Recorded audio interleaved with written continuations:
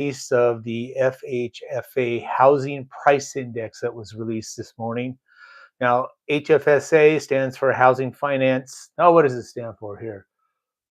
It doesn't really matter because I'll put a link to the report in the bottom of this here. But the HFA Housing Pricing Index, Federal Housing Finance Agency, releases on a quarterly basis what the house prices are across the country. And they released it this morning looking at the fourth quarter 2025, as well as December 2025. And really kind of the headline was pretty simple that U.S. home prices across the country increased very, very slightly, very moderately. So, nothing fantastic, no big fireworks, just steady incremental appreciation, almost flatlined. I think the number was 1.8% nationally, and what was it, 0.8% for the fourth quarter. So again, not so much. And from where I sit as a note investor, or more specifically as a note fund manager, that's really kind of what I want to see. The FHA index tracks repeat home sales across the country for existing homes. It's one of the cleanest ways to measure price movement in residential real estate. And that's showing right now a stability. Housing prices are still inching upward, but not exploding like it did a few years ago. But we're not declining either. And again, in today's market, modest appreciation is healthy. It tells us housing values are holding, although understanding all real estate, remember this is an important part. All real estate is local. What may be happening today in Portland, Oregon, isn't what's happening in Boise, Idaho, or Dallas, Texas. What's happening where I'm at is different from what's happening where you're at.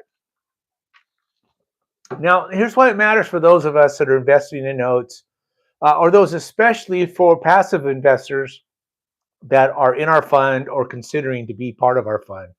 At the end of the day, every note is backed by residential real estate or a piece of real estate. Sometimes we'll do some multifamily things.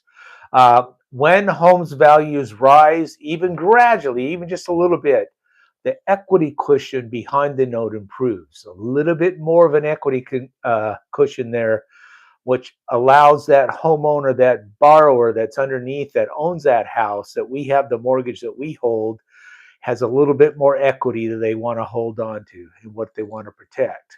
So what that means is there's more collateral coverage. Collateral is an important part, that spread in that equity. Our lower loss severity is if something goes sideways, which means if we have to go through a foreclosure process, there's more room for us to recover, or actually maybe make a little bit more money because of that. And there's just greater overall support in the portfolio. So everything rises a little bit. Our portfolio gets a little bit more stable simply because we have a greater equity position on that. Now, we don't own the equity. Remember, the equity belongs to that borrower, that homeowner. But that just is a little bit more of a cushion for us as a fund manager for the funds that are in our particular portfolio. Now, I've said this before, we don't need explosive appreciation to do well as note investors. Straighten this out just a little bit. In fact, sharp prices kind of create their own problems, their own risk. What we prefer is just a steady value support, just almost a flat line. Just like you're investing in options, for the most part, you can make good money when the stock does nothing. And that's kind of how we look at some things here also from a note management structure is a little bit of steady or maybe some minor increases is actually healthier for the portfolio. A market that holds steady is what we want, that inches forward incrementally, as I talked about. So it's all good for cash flow and it's good for principal preservation. That's what it's all about. So, this wasn't a big flashy housing headline. It was a constructive one, especially when it comes from the perspective of investing in notes, or in our case, someone who is passively investing in our note fund.